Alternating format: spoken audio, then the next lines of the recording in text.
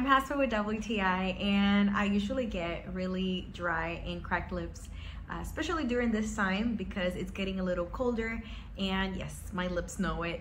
And that's why I always need a hydrating lip balm, and this lip balm from Burt's Bees is a really good one that I want to tell you about. This is the Burt's Bees Watermelon Moisturizing Lip Balm, and it works really well when you have dry and cracked lips, especially during winter when most of us get those lips that are not good looking at all. I love the fact that this one smells and tastes really good. It has a sweet taste to it, but it's not too strong, so that's why I like it a lot. I personally like lip balms that are moisturizing, that I can put on top of my matte lipsticks, and with this one I can do that.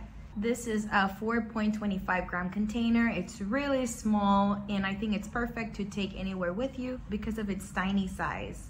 You can take it anywhere because it fits anywhere from your pockets to your purse. It's just great if you want to take hydration with you all the time. So if you're like me who gets really dry lips from time to time, this lip balm from Burt's Bees can save your day. I love the smell and I love how moisturizing it is. And that's my point of view.